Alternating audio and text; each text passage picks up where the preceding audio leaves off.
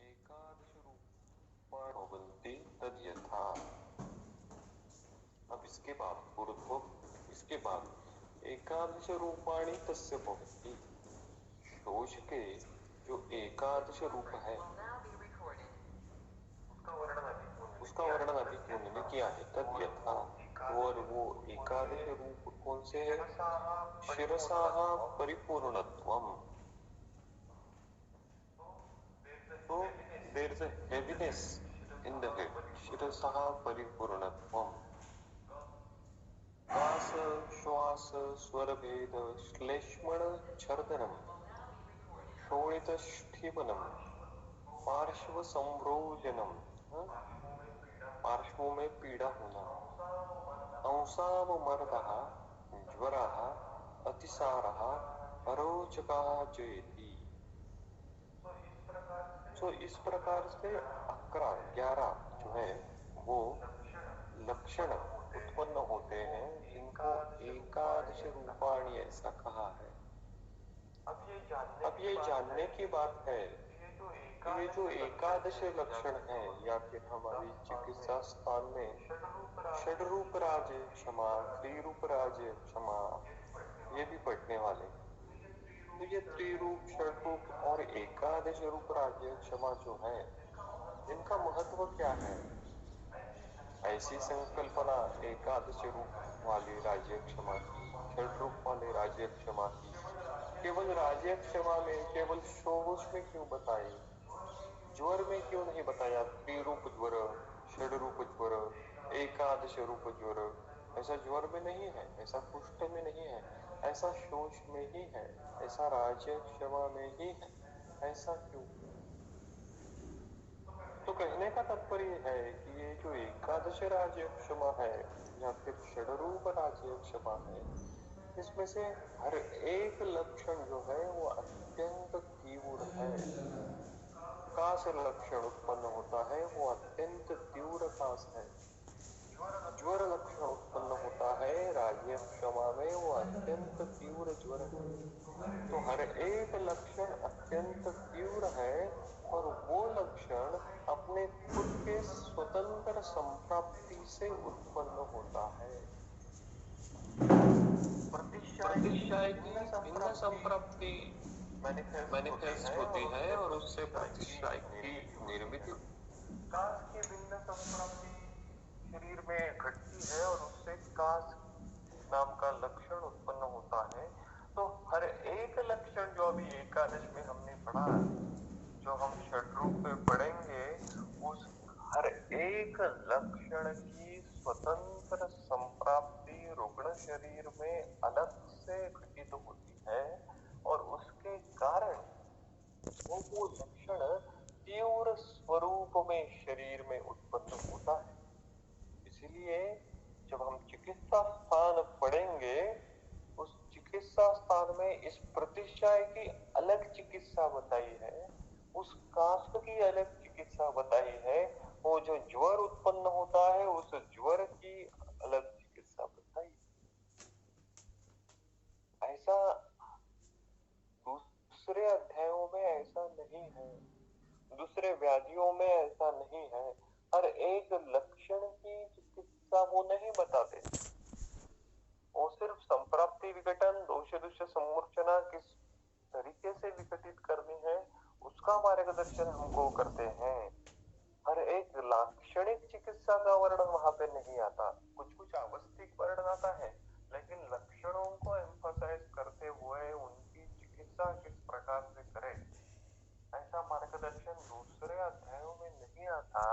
ये राजेय क्षमा का या फिर शोष का वैशिष्ट है। और एक जो उसमें जो उत्पन्न होने वाले लक्षण है, वो लक्षण अपने खुद के स्वतंत्र संप्राप्ति से उत्पन्न होते हैं। इसी कारण वो लक्षण तीव्र स्वरूप में प्रदर्शित होते हैं और ऐसा तीव्र स्वरूप में प्रदर्शित होने वाले लक्षणों के कारण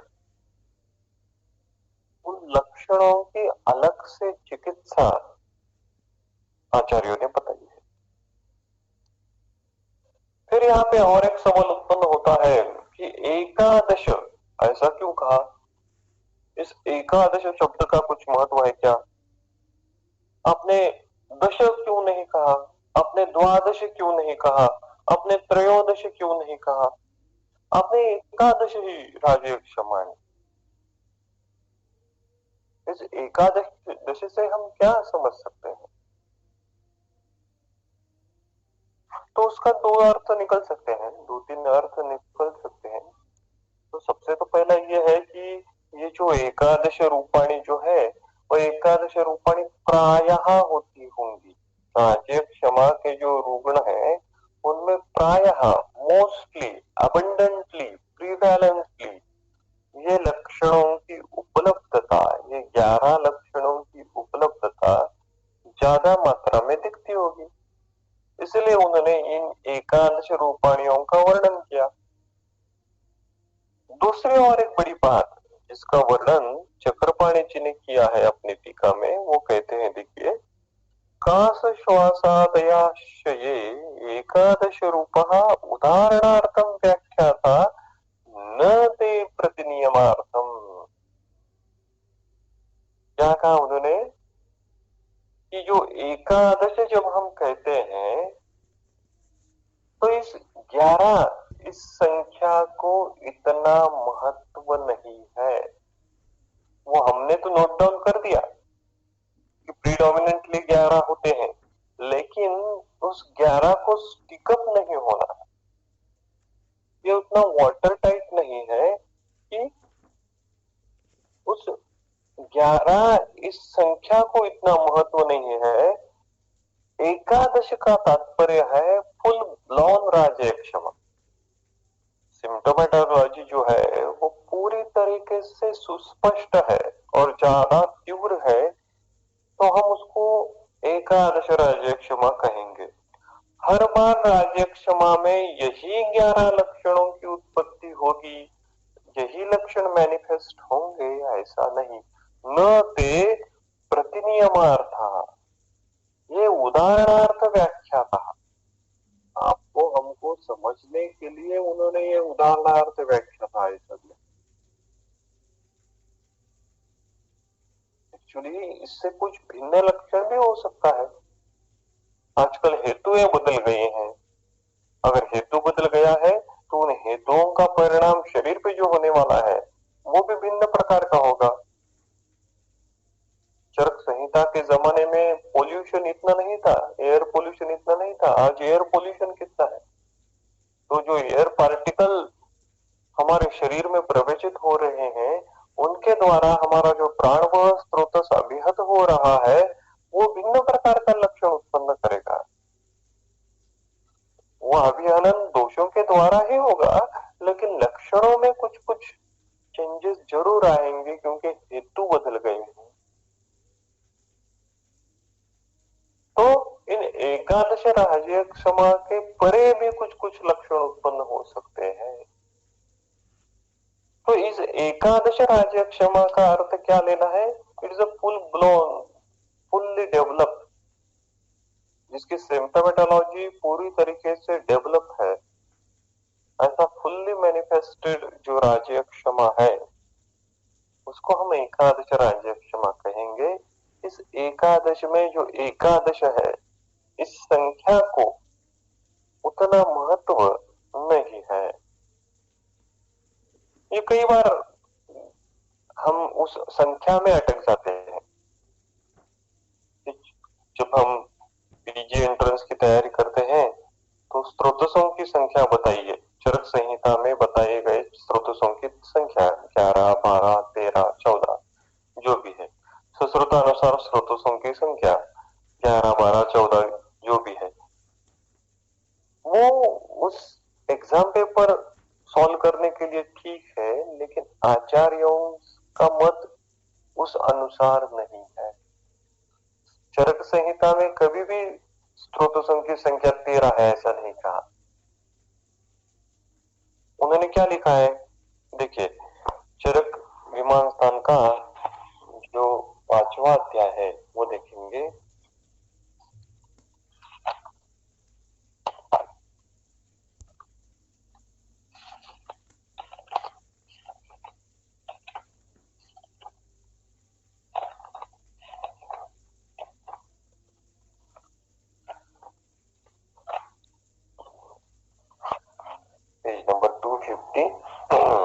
प्रश्न क्रमांक 7 तेषां तु खलु स्रोतसां यथा स्थूलं कतिचित् प्रकारमूलतस्य प्रकोपविज्ञानतस्य अनुव्याख्यास्यामः। अब वो क्या कह रहे हैं? तेषां तु खलु, तेषां उन स्रोतसों में, तेषां तु खलु स्रोतसां यथा स्थूलम, स्थूलम यथा स्थूलम, स्थूलम यानी क्या? सुपरफिशियली। अब हम उन स्रोतसों में जो सुपरफिशियल कुछ स्रोतसों का यथा स्थूलम कतिचित प्रकार, स्रोतसों के कतिचित प्रकार, कुछ प्रकार उनका यथा स्थूलम और कैसा? मूलतश्च, उन स्रोतसों का मूल और प्रकोप विज्ञानतश्च अनुव्याख्यास्यामः। प्रकोप विज्ञान यानी क्या? स्रोतसों का दृष्टि विज्ञान, स्रोतसों की दृष्टि किस प्रकार से होती है, दृष्टि की हेतु क्या है और दृष्टि के लक्षण क्या है, वो अनुव्याख्यास्यामः, उनका अब हम वर्णन करेंगे। तो वो उनकी प्रतिज्ञा ही यही है कि हम यथास्थूलम, यथास्थूलम सुपरफिशियली, कतिचित कुछ स्रोतसों का वर्णन, स्रोतसों के मूलों का वर्णन और स्रोतसों के दृष्टि का वर्णन आपके सामने आगे करने वाले हैं। आगे वो कहते हैं ये भविष्यन्ति अलम अनुक्तार्थ ज्ञानाय ज्ञानवताम विज्ञानाय च अज्ञानवताम। ये और जो जो हम वर्णन करने वाले हैं वो ये क्या है? भविष्यन्ति अलम अनुक्तार्थ ज्ञानाय ज्ञानवताम। अलम वो जिस डिस्क्रिप्शन इज इनफ, वो इनफ है, वो सफिशिएंट है। किस लिए? भविष्य में जो अनुक्त स्रोतों का ज्ञान आपको होगा, उस ज्ञान प्राप्ति के लिए ये डिस्क्रिप्शन कतिचित स्रोतसान यथा स्थूलम जो हम करने वाले हैं, वो आपके आगे जाके जो अनुक्त का चिंतन आप करोगे उसके लिए इनफ है, उसके लिए सफिशिएंट है। या फिर कहें कि इस बेस से जो हम कतिचित यथास्थूल स्रोतों का वर्णन करेंगे, उस बेस से आप आगे जाके अनुक्त का भी चिंतन कर सकते हो। अनुक्त स्रोतों का चिंतन इस कतिचित यथास्थूलम स्रोतों के वर्णन के बेस पे आप कर सकते हो। आगे वो कहते हैं विज्ञानाय च अज्ञानवताम, जो ज्ञानवताम है वो तो अनुक्त का ऊहन करेगा, अनुक्त के ऊपर चिंतन करेगा, और अज्ञानवताम जो अज्ञानी है उसको जानने के लिए भी ये स्रोतस का ज्ञान जो है वो सफिशिएंट होगा। तो यहाँ पे चरकाचार्य जी ने कहीं भी स्रोतसों की संख्या वाटर टाइप नहीं कही है, स्रोतसों की संख्या इतनी डिफाइन नहीं की है। हमारा प्रॉब्लम क्या है? हम ये लाइन पढ़ते नहीं है और फिर चरकानुसार स्रोतसों की संख्या कितनी है इस पे हम वाद विवाद करते हैं, तो वो अलग विषय है। लेकिन कई बार, बहुत बार जो हम चरक शारीरस्थान अगर हमको समय मिला तो पढ़ेंगे, तो उसमें भी कई बार ऐसा विषय है कि मर्मों की संख्या है, सिरा धमनियों की संख्या है, अस्थि की संख्या है। तो उसपे भी उन्होंने यही मत दिया है कि कतिचित यथा स्थूलम का वर्णन वहां पे वो करते हैं। और ये किस लिए करते हैं? आपको आगे जाके अनुक्त का ज्ञान हो इसलिए, या फिर आपने आगे जाके अगर कोई नया स्रोत आपने ढूंढ लिया तो वो भी आप इनकॉर्पोरेट इसमें कर सकते हो। तो कहने का तात्पर्य है यही केवल एकादश लक्षण आपके राज्य क्षमा में मिलेंगे ऐसा नहीं। आपको अगर कोई दूसरा लक्षण मिल गया, दूसरा लिंग आपके राज्य क्षमा के रुग्ण में अगर वो प्रस्थापित होता है तो उसको भी आप उस एकादश राज्य क्षमा में इनकॉर्पोरेट कर सकते हो। तो इतनी छूट आचार्यों ने दी है। आगे वो श्लोक क्रमांक 15 में कहते हैं, तत्र अपरीक्षीण बलमांस शोणितो बलवान जाता अरिष्टः सर्वै अपि शोषलिंग उपद्रुतः साध्यो ज्ञेयः। क्या कहते हैं? तत्र अपरीक्षीण बलमांस शोणित, अपरीक्षीण जिसका बल मांस और शोणित ये अपरीक्षीण है, क्षीण नहीं हुआ है। बल मांस शोणित, देखिए मांस और शोणित ये जोड़ी बार बार आती है जब आप प्रोग्नोसिस की बात करते हो। प्रोग्नोसिस तो बल के ऊपर होगा, रुग्ण का बल किस प्रकार का है, रुग्ण का धातु बल किस प्रकार का है। तो अपरीक्षण बल मांस शोणित, तो नेचुरली मांस और शोणित इनके ऊपर बल डिपेंड होगा। अपरीक्षण बल मांस शोणित, और क्या बलवान, रुग्ण का सार्वदेहिक बल अच्छा है।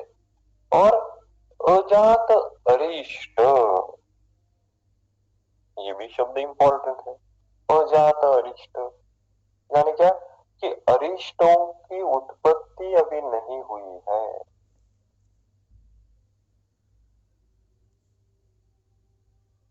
तो अरिष्ट यानी आगे जाके जो मृत्यु सूचक लक्षण है उनको अरिष्ट कहेंगे ना। देखिए सिर्फ इंद्रिय स्थान का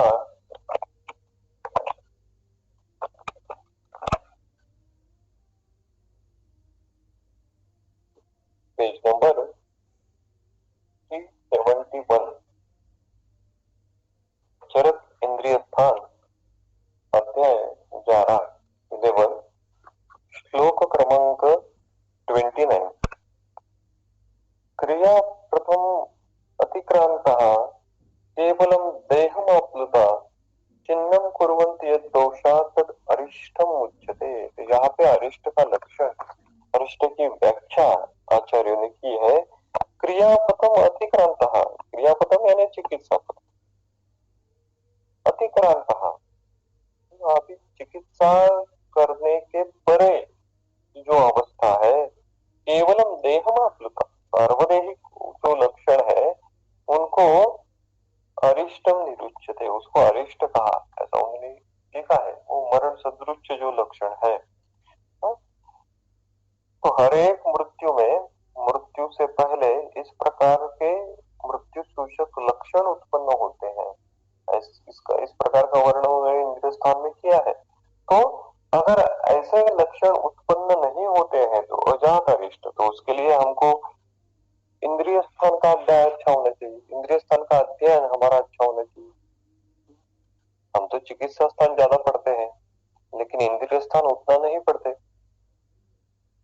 तो अगर आपको कहीं जाके आगे जाके अगर आईसीयू का पेशेंट देखने का अगर आपको अपॉर्चुनिटी मिलती है, या फिर कई कई बार रहता है कि रुग्ण बहुत प्रोग्नोसिस बैड रहता है और आपको, आप वैद्य है इसलिए आपको वो बुलाते हैं कि ये ट्रीटमेंट चल रही है, अभी तो हम थके हुए हैं, आप कुछ कर पाए तो कर लो। तो उस अवस्था में आप अगर आईसीयू विजिट करते हो, आईसीयू में जाते हो, तो अगर आपको इंद्रिय स्थान का थोड़ा सा बेस है, इंद्रिय स्थान का थोड़ा सा अध्ययन है, तो आप कुछ कुछ अरिष्टों का अनुमान कर सकते हो।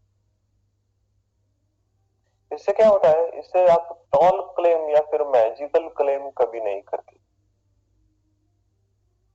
तो वैद्य ने कभी भी टॉल क्लेम या फिर मैजिकल क्लेम नहीं करना चाहिए, क्योंकि इससे आगे जाके यशो हानि ही होती है।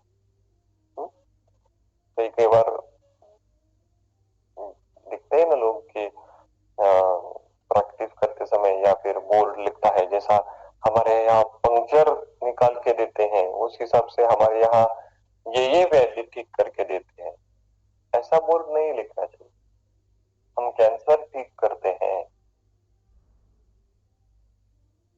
ऐसा टॉल क्लेम आयुर्वेदीय वैद्य ने नहीं करना चाहिए। हाँ, कैंसर पे उपचार आप कर सकते हो, वो प्रत्यक्ष अवस्था है उस पर आप उपचार कर सकते हो, लेकिन मैं कैंसर ठीक करता हूँ, मैं केवल कैंसर की प्रैक्टिस करता हूँ, ये कहना थोड़ा सा मेरे हिसाब से टॉल क्लेम होगा। क्योंकि कैंसर क्या है आयुर्वेदिक दृष्टिकोण से? कैंसर मांस का क्या कहे, मांस प्रदोषज अर्बुदजन्य इस प्रकार का नहीं है। आयुर्वेदिक दृष्टिकोण से CA lung, CA brain, CA intestine, CA ovary ऐसा नहीं होता। आयुर्वेदिक दृष्टिकोण से वो तो शुक्र प्रदोषज विकार है, और हमने सीखा है कि अगर वो शुक्र प्रदोषज विकार है तो वो असाध्य है, उच्च साध्य है। तो ये शुक्र प्रदोषज विकार उस धातुओं में केवल अभिव्यक्त हुआ है, इसी कारण वो कभी लंग में अभिव्यक्त होगा, कभी लीवर में अभिव्यक्त होगा, कभी इंटेस्टाइन में अभिव्यक्त होगा, लेकिन जो बेसिक धातु वहां पे दुष्ट है, बेसिक कला वहां पे जो दुष्ट है वो शुक्रधरा कला है।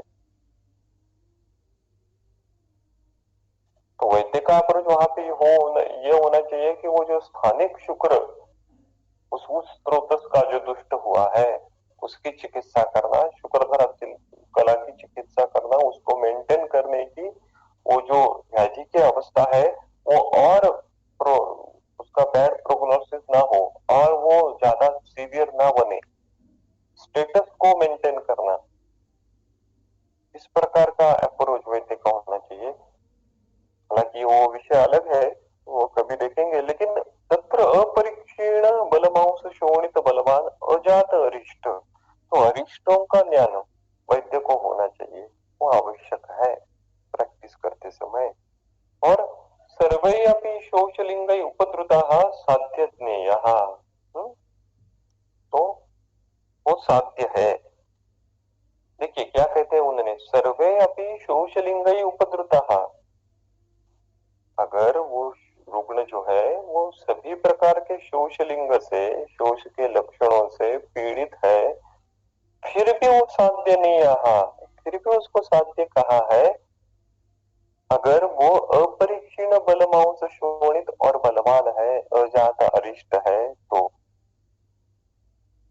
ऐसे देखा जाए तो सभी प्रकार के लक्षणों की उपस्थिति ये बैड प्रोग्नोसिस है, लेकिन यहाँ पे रुग्ण के धातु बल को ज्यादा इंपॉर्टेंस है। तो अगर धातु बल अच्छा है, रुग्ण बलवान है, अजात अरिष्ट अवस्था है, तो लक्षण कोई भी हो, लक्षणों की तीव्रता, लक्षणों की संख्या अगर ज्यादा है फिर भी वो साध्य नहीं रहा। तो ये नियम जो है वो शोष में आया है, लेकिन वो हर जगह पे एप्लीकेबल है। ऐसा क्यों साध्य नहीं रहा, ऐसा क्यों, इसका वर्णन, इसका रीजन उन्होंने नीचे दिया है, उसके आगे के लाइन में उन्होंने दिया है, बलवान उपचितो ही सहत्वात् व्याच्योः औषध बलस्य कामं सुबहुलिंगो अपि अल्पलिंगम एव मंतव्यः। साध्यनीयः सभी प्रकार के सर्वैः अपि शोषलिंगैः उपद्रुतः साध्यनीयः। ऐसा क्यों कि, क्योंकि कारण बलवान उपचित व्याधि, बलवान जो है वो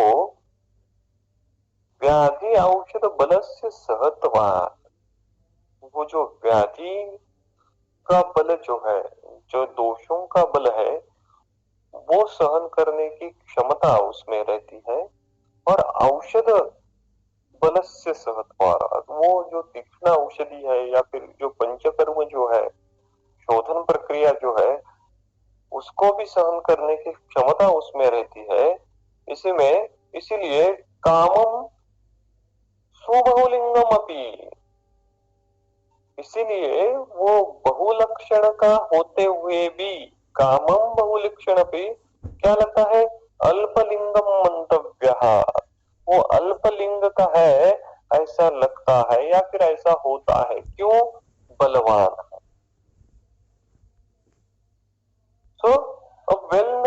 बलवान रुग्ण is able to tolerate the strength of the व्याधि and औषध.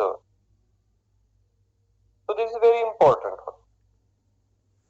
अल्पलिंग मंतव्य, नहीं तो कई कई बार क्या होता है कि रुग्ण का बल अगर कम है, रुग्ण मांस और क्षोणित क्षय जैसी अवस्था में है, उसमें छोटे छोटे लक्षण भी तीव्र स्वरूप में उत्पन्न होते हैं, प्रतिशाय है।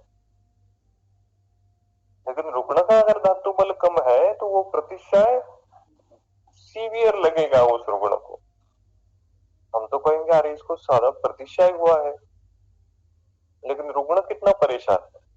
वो रुग्ण इसलिए परेशान है क्योंकि रुग्ण का सार्वदेहिक धातु बल ही कम है, इसलिए वो छोटे छोटे लक्षणों का भी स्वरूप वहां पे तीव्र हो जाता है। हा? तो कहने का तात्पर्य यह है कि त्रिरूप, षडरूप, एकादश रूप राजक समा से भी ज्यादा इंपॉर्टेंट बल है, रुग्ण का बल है। रुग्ण में लक्षण कोई भी उपस्थित हो, रुग्ण का बल, उसका असेसमेंट करना ये ज्यादा इंपॉर्टेंट है। आगे वो कहते हैं श्लोक क्रमांक 16 में, दुर्बलम तो अतिक्षीण बलमांस शोणितम अल्पलिंगम अजातारिष्टमपि बहुलिंगम जातारिष्टम च विद्यात्। अब इसके अपोजिट कंडीशन का उन्होंने वर्णन किया। क्या कहा उन्होंने? अतिक्षीण बलमांस शोणितम, अतिक्षीण हुआ है बलमांस और शोणित, अल्पलिंगम, लक्षण जो है वो भी ज्यादा मात्रा में नहीं है, अल्पलिंगम, और ज्यादा अरिष्टम, और अरिष्टों की भी उपस्थिति नहीं है। अपि, ऐसा होते हुए भी क्या लिखा उन्होंने? असहत्वात् व्याध्या औषध बलस्य, ऐसा होते हुए भी दुर्बलम तु व्याधि औषध बलस्य असहत्वात्, अल्पलिंग है, अजात अरिष्ट है, फिर भी व्याधि और औषध का बल वो सहन नहीं करने के कारण असहत्वात् क्या होता है? बहुलिंगम जातारिष्टम च विद्यात्, वो बहुलिंगम, उसमें लक्षण ज्यादा है ऐसा, और जातारिष्टम च विद्यात्, उसमें अरिष्ट की उत्पत्ति हुई है ऐसा जाना, ऐसे आप जानो, विद्या जानना चाहिए। हा? अरिष्ट नहीं है फिर भी वो अरिष्ट सूचक है ऐसा जानना चाहिए। हा? अल्पलिंग है लेकिन भी फिर भी वो बहुलिंग है ऐसा वो जानना चाहिए। हा? और इसके लिए उसको क्या है? तम परिवर्जित, उसकी चिकित्सा नहीं करनी चाहिए क्योंकि वो असाध्य लक्षण है, तम परिवर्जित। आगे वो लगते हैं, क्षणेन एव हि प्रादुर्भवन्ति अरिष्टानि अनिमित्तस्य अरिष्ट प्रादुर्भाव इति। ऐसा क्यों करना? क्योंकि ही क्षणेन एव अरिष्टानि प्रादुर्भवन्ति, वो अजात अरिष्ट अवस्था है लेकिन उसका बल इतना दुर्बल हुआ है, धातुक्षय इतना तीव्र है कि क्या होता है?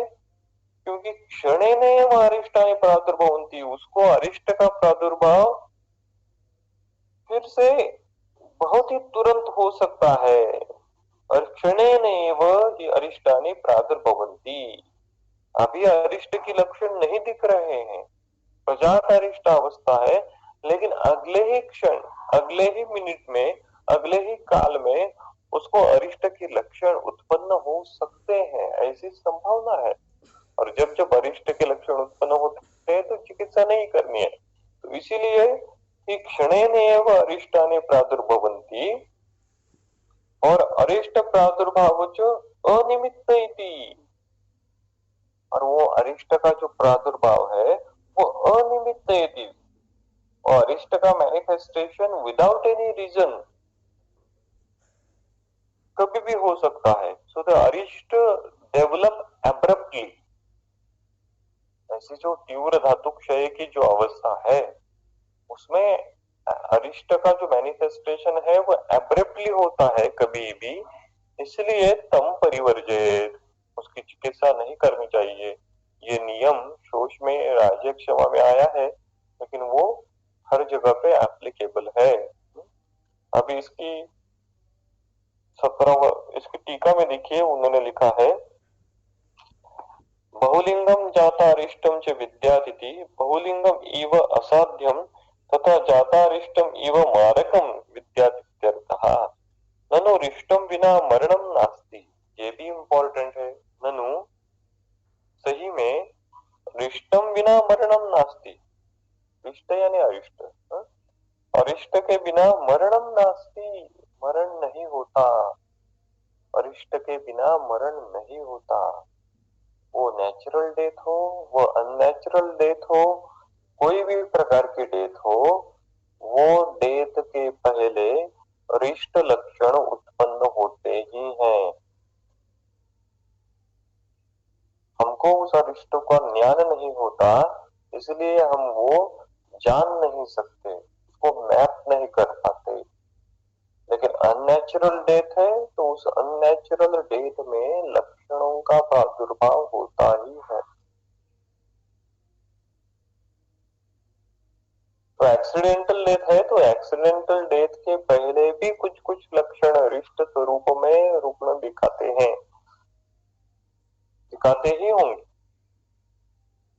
हम उनके फैमिली को नहीं जानते, हम उस रुग्ण के जो चेंजेस आते हैं उससे पहले उसको नहीं जान पाते, इसलिए उसका नोट डाउन, उसको पेन डाउन नहीं कर पाते। लेकिन अगर आचार्यों ने लिखा है ननु रिष्टम बिना मरणम नास्ति, तो वैसा होना ही चाहिए या फिर ऐसा ही होता है। वचनम ही मरणम मरणम चापि तत् नास्ति यत् न अरिष्ट पुरस्सरणम, ऐसा इंद्रिय स्थान में वर्णन है। अरिष्ट के बिना मरण नहीं आता, तो फिर अरिष्ट के बाद ही मरण आता है। तो इसलिए अरिष्टों का ज्ञान होना आवश्यक है। आगे वो श्लोक क्रमांक 17 में कहते हैं समुत्थानं च लिंगम च यः शोषस्य अवबुध्यते पूर्वरूपं च तत्वेन स राज्ञः कर्तुम् अर्हति। क्या लिखा उन्होंने? यह यानी जो, शोषस्य समुत्थानं च लिंगम च पूर्वरूपं च तत्वेन अवबुध्यते, जो वैद्य शोष का समुत्थान यानी निदान, लिंग पूर्व रूप, इसको तत्वेन अवबुध्यते, तत्वेन पूर्णांश उसका क्रक्स, उसका कोर प्रिंसिपल जो है वो अवबुध्यते, उसको प्राप्त करता है, उसका नॉलेज उसको गेन होता है। तब क्या है?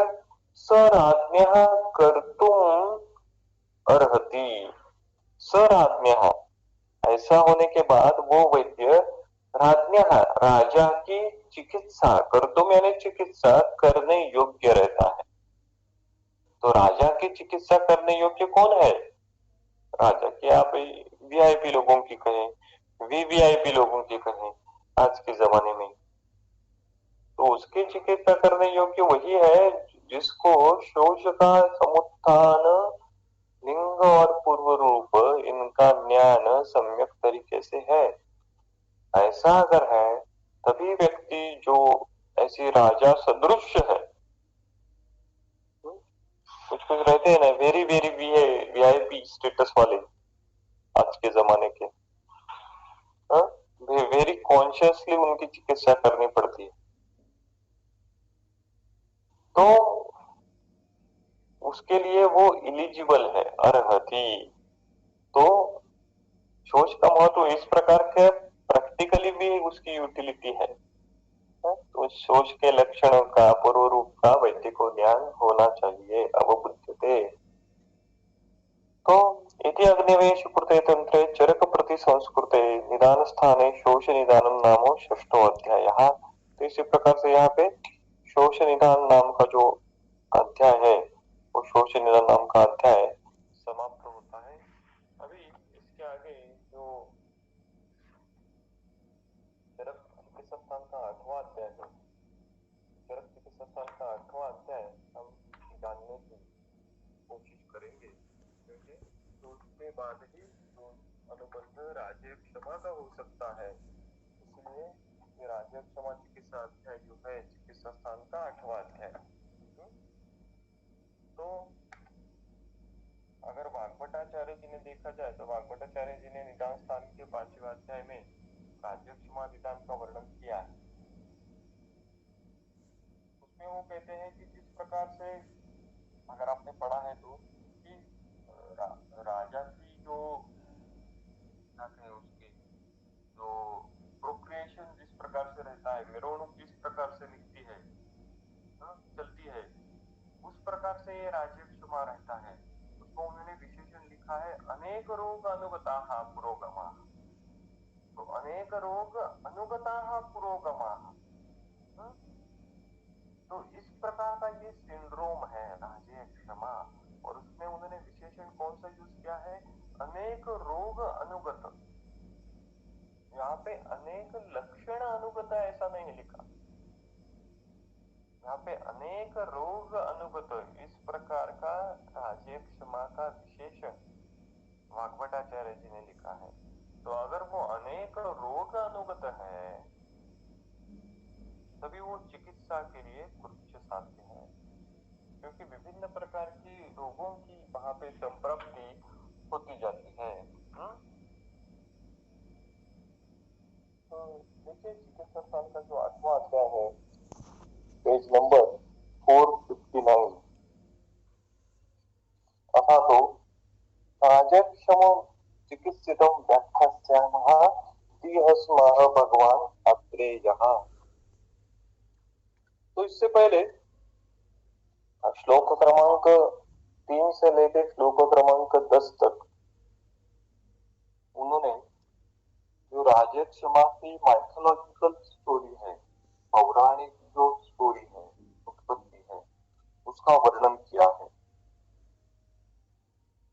इस प्रकार की पौराणिक कथा हमने ज्वर में भी पढ़ी है, तो ज्वर में भी वो आती है और अभी वो राज्य क्षमा में भी आती है।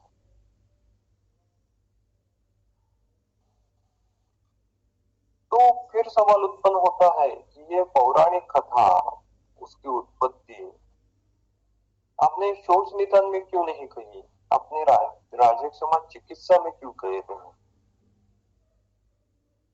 अगर आपने ऑब्जर्व किया होगा तो ज्वर के संदर्भ में भी जो पौराणिक कथा का उल्लेख आता है वो ज्वर चिकित्सा स्थान में आता है, वो ज्वर के निदान स्थान में नहीं आता।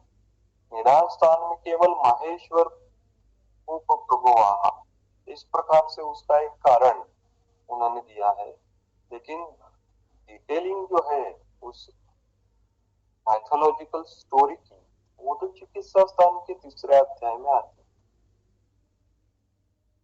तो ये भी सवाल उत्पन्न होता है कि अगर आप निदान का वर्णन करते हैं, आपने पूरा एक सेक्शन निदान स्थान का है, अपने पूरा एक स्थान निदानों के लिए अगर डेडिकेट किया है, तो उसमें ये उत्पत्ति का वर्णन आपने क्यों नहीं किया? आपने इन व्याधियों की उत्पत्ति का वर्णन चिकित्सा स्थान में ही क्यों किया? तो चिकित्सा स्थान में इन माइथोलॉजिकल स्टोरी का उल्लेख करने का कुछ अलग उद्देश्य है क्या, जो निदान स्थान में नहीं है? हालांकि चरक निदान स्थान का जो 8वां अध्याय है अपस्मार निदान अध्याय, उसके आखिर में इन ब्रीफ वो माइथोलॉजिकल स्टोरी का इन ब्रीफ डिस्क्रिप्शन आता है, लेकिन उसका अधिकरण अलग है। वो सभी व्याधियों का एक साथ वर्णन उस श्लोक में है। हमारा जो विषय अभी चल रहा है कि इन माइथोलॉजिकल स्टोरीज का चिकित्सीय दृष्टिकोण से कुछ महत्व है या नहीं है। अगर वो महत्व नहीं है तो उनको क्यों पढ़ना, और अगर महत्व है तो उनको हम किस प्रकार से जाने? What is the reading between the line of this mythological story, हालांकि उसको माइथोलॉजी कहना ये भी थोड़ा सा गलत होगा, क्योंकि माइथोलॉजी शब्द ये मिथ से उत्पन्न होता है। मिथ, मिथ यानी मिथ्या। ये मिथ्या ज्ञान तो नहीं है, क्योंकि ये ज्ञान महर्षियों ने दिया है।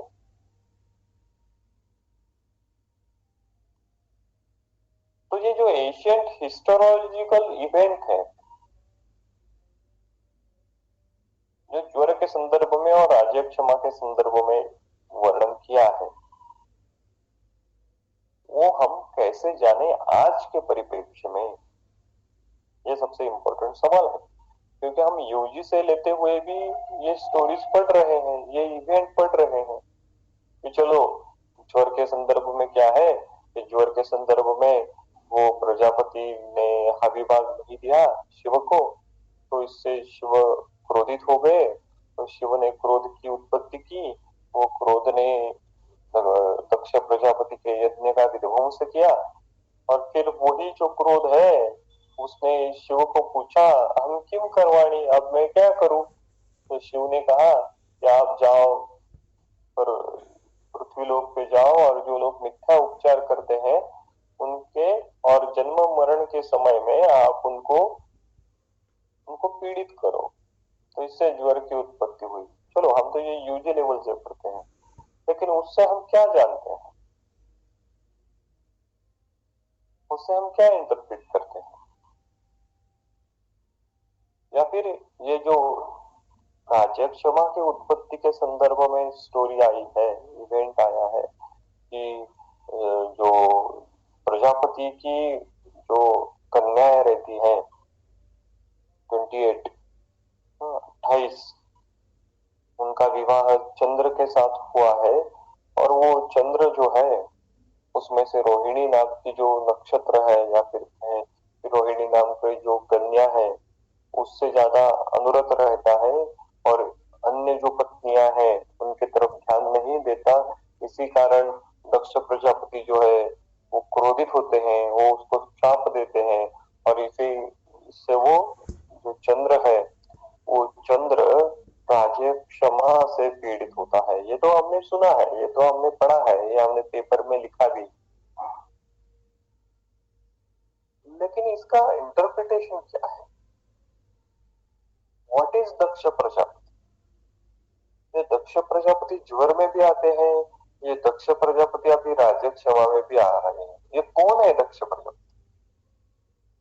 What is the concept of Daksha Prajapati? फिर राज्य क्षमा के संदर्भ में चंद्र, चंद्र और उसकी 28 पत्नियां। यहाँ पे चंद्र क्यों लिखा? तो हमको हमारा साइंस समझने के लिए, हमारे साइंस के डेवलप होते समय जो जो अन्य प्रवाह ऐतिहासिक है उनका भी अध्ययन करना चाहिए। तो what is the concept of Chandra? यहाँ पे सूर्य क्यों नहीं लिखा, मंगल क्यों नहीं लिखा, बुध क्यों नहीं लिखा, चंद्र ही क्यों लिखा? और उनकी 28 पत्नियां, चंद्र और उनकी 28 पत्नियां, उसका क्या महत्व है, उसका क्या इंटरप्रिटेशन? और उसमें से वो रोहिणी में ज्यादा अनुरक्त रहता है, इसका क्या महत्व है, इसका क्या कारण है? ये देखिए कि ये समझ like decoding the stories, decoding the event. वो जो गुत्थी है, वो गुत्थी सुलझने का प्रयास हमको करना चाहिए। वो गुत्थी अलग अलग प्रकार से सॉल्व हो सकती है, इसके संदर्भ में अलग अलग प्रकार से हाइपोथेसिस हम पोस्टुलेट कर सकते हैं। लेकिन कम से कम ये 3-4 हाइपोथेसिस तो सामने रखनी चाहिए। क्या हुआ है, सभी रिसर्च जो है, सभी आधुनिक संशोधन आयुर्वेद का जो है वो डिसीज और ड्रग पर कॉन्सेंट्रेट हुआ है। फंडामेंटल लिटरेरी रिसर्च ये बात ही नहीं हो रही। तो what is the fundamental literary research? This is the fundamental literary research to encode, to decode the उत्पत्ति कथा ऑफ राजक्षमा। ये कितना बड़ा रिसर्च होगा, ये कितना बड़ा अनुसंधान होगा, ये कितना बड़ा शास्त्र का उपग्रहण होगा आज के जमाने में, कि अगर हम ये जो माइथोलॉजिकल स्टोरी है या ये जो ऐतिहासिक पौराणिक कथाओं का संदर्भ है, उनको आज की परिभाषा में जान पाए। और ऐसा बहुत बार है हमारे साइंस, सबसे इंपॉर्टेंट क्या होता है, प्रॉब्लम क्या आता है कि हमको संकल्पनाएं समझ में नहीं आती। जैसा हम चरक सूत्र पहले अध्याय में पढ़ते हैं, इंद्र, अरे भैया ये इंद्र क्या है? हमने बहुत सारी टीवी सीरियल देखी रहती है, हमने बहुत सारे मूवीज देखे हुए हैं, उसमें इंद्र की प्रतिमा बहुत अलग है। और जो चरक सूत्र स्थान पहले अध्याय में इंद्र की प्रतिमा आती है, वो इंद्र की प्रतिमा बहुत अलग है। ये इंद्र क्या है, ये इंद्रत्व क्या है?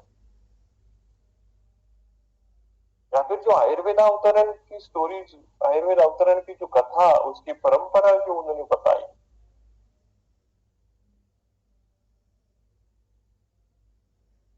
वो भी हमने किस प्रकार से उसका अनुमान किया है, किस प्रकार से उसका इंटरप्रिटेशन किया है, ये भी थोड़ा सा रिसर्च की बात है, अनुसंधान की बात है। तो कहने का तात्पर्य है, ये जो फंडामेंटल लिटरेरी रिसर्च है,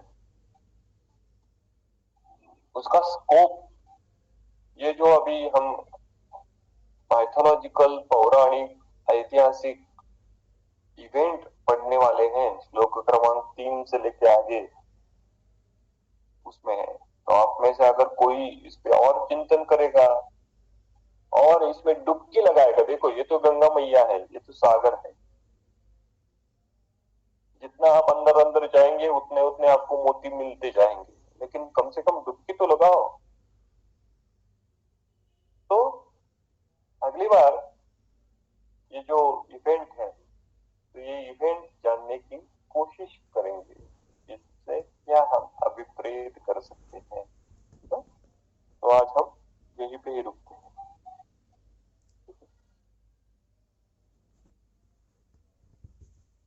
तो एक टाइप किया है, आई थिंक चंद्रा इज जल महाभूत रिलेटेड टू मन and 28 nakshatras are the 28 different types of energies of mana. Person born in Rohini nakshatra is romantic and soft spoken. Person born in Kritika is a good surgeon. Okay.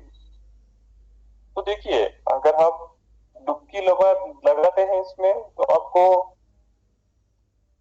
क्या कहते हैं, उसको नए नए hypothesis आपको generate हो जाएंगे। तो हर एक नक्षत्र का अध्ययन अगर आप करते हैं, तो ये एक अलग विषय होगा कि नक्षत्र का अध्ययन और उससे इस स्टोरी को डिकोड करना। हमने सुश्रुत संहिता में एकम शास्त्रम अधियानो ये श्लोक पढ़ा है, और वो श्लोक का जस्टिफिकेशन हम, या फिर वो श्लोक का एविडेंस हम इसलिए ये करते हैं कि चलो हमको एलोपैथी साइंस ही पढ़ना है, इसलिए सुश्रुताचार्य जी ने कहा है ना एकम शास्त्रम अधियानो। तो एलोपैथी साइंस तो पढ़ो, उसमें कोई दिक्कत नहीं है, लेकिन वो एकम शास्त्रम अधियानो किसलिए उन्होंने लिखा? उन्होंने इसलिए लिखा कि वो जो हमारा आयुर्वेद है, वो आयुर्वेद को उपग्रहण करने वाले जो अन्य अन्य साइंस है, दर्शन शास्त्र है, ज्योतिष शास्त्र है, खगोल शास्त्र है, उसको पढ़ो, उसको समझने की कोशिश करो, तो आयुर्वेद अच्छी प्रकार से समझ में आएगा। तो एक हाइपोथेसिस रेड्डी मैडम ने एक लिखा है कि हर एक नक्षत्र की कंसेप्ट और जल महाभूत और चंद्र का संबंध, तो वो हो सकता है, डिनाई तो हम कोई नहीं करेंगे, क्योंकि लेकिन और किस किस प्रकार के और अन्य अन्य प्रकार के हाइपोथेसिस इसमें जनरेट करने की बात है। तो और इस पे हम सोचेंगे और कौन से हाइपोथेसिस इसमें जनरेट होते हैं। उसकी कोशिश करेंगे। और क्या सवाल है, कैंसर शुक्र प्रदोष कैसे होता है? तो ये थोड़ा सा अलग विषय होगा, लेकिन अगर इन ब्रीफ हम देखेंगे कि प्रैक्टिकली थिंग है कि हमारे जो ग्रैंड मदर थी या ग्रैंड मदर की मदर, उस जमाने में जो स्त्री पुरुष होते थे या फिर स्त्री होती थी, उसको बच्चे कितने होते थे? 10-12 बच्चे होते थे। हमारे ग्रैंड मदर के जमाने में 6-7, 5-6 ऐसे बच्चे होते हैं।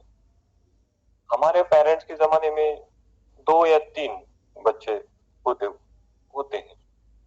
हमारे जमाने में 1 या 2। तो ये संख्या घटती जा रही है और आगे जाके क्या होगा, 0 या 1 या फिर 0 या फिर वो डिंग कम्युनिटी, अभी अभी डिंग का कम्युनिटी निकली है। डिंग यानी क्या है? DINK, double income no kids. तो इस प्रकार से उसका भी अभी प्राविधान चल रहा है। तो कहने का तात्पर्य है कि शुक्र जो है वो गर्भोत्पादन पूरे जीवन में कितनी बार करता है? गर्भोत्पादन का कर्म 1 बार है या फिर 2 बार। तो फिर वो अन्य समय है, वो अन्य समय में वो शुक्र क्या करेगा? या उसका कुछ महत्व ही नहीं है। तो जो अन्य समय है, तो उस अन्य समय में वो शुक्र स्वधातु निर्मिति का कार्य करता है। आहार से, जब हम आहार सेवन करते हैं तो उस आहार से तत्त धातुओं की निर्मिति करना, रस की निर्मिति करना, रक्त की निर्मिति करना, मांस की निर्मिति करना, मेद की, अस्थि की, शुक्रा की निर्मिति करना, ये कार्य वो फिर शुक्र का है। ये भी जनन है। अभ्यंतर धातुओं की, स्व धातुओं की निर्मिति करना, ये भी जनन कार्य है। केवल गर्भोत्पादन ये प्रजनन हुआ, ये अभ्यंतर स्व धातु निर्मिति का जनन हुआ। तत्सदृश धातु की निर्मिति करना।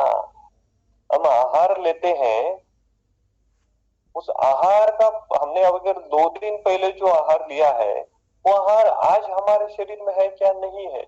लेकिन 2 दिन पहले भी हमारे शरीर में धातुएं थी, आज भी हमारे शरीर में धातुएं हैं।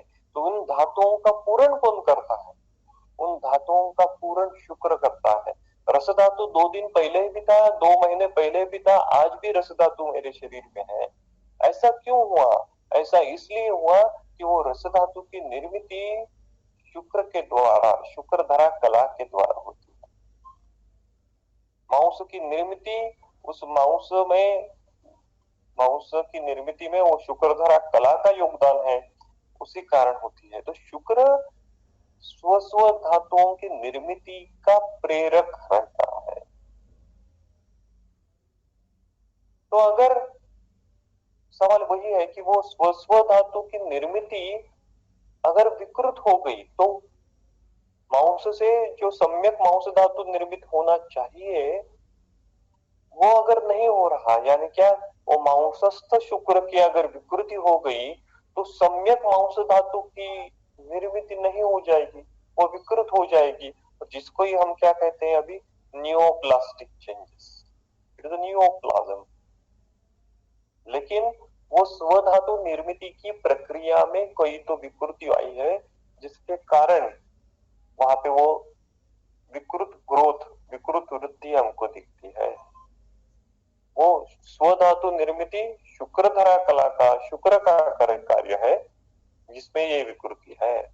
तो आपको अगर सम्यक चिकित्सा करनी है तो आपको उस स्थानिक जो शुक्र है, उस स्थानिक शुक्र की भी चिकित्सा वहां पे करनी होगी। ठीक है। हम अगर चरक सूत्र स्थान का 28 चैप्टर जो है, वो चरक सूत्र स्थान का 28 चैप्टर अगर हमको कभी चर्चा करने के लिए अगर हम लेते हैं, उसमें अगर चिंतन अगर हम करते हैं, तो उसमें ये विषय ज्यादा विस्तार से है। तो कई आपको समय मिलेगा तो चरक सूत्र स्थान का 28 का जो अध्याय है वो हम विवेचन के लिए लेंगे। उसमें ये विषय और ज्यादा विस्तार से आएगा। ठीक है,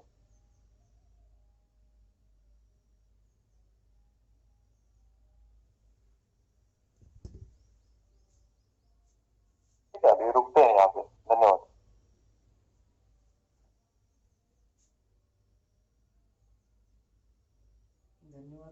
धन्यवाद सर। और ज्वाइन करने के लिए सभी को धन्यवाद।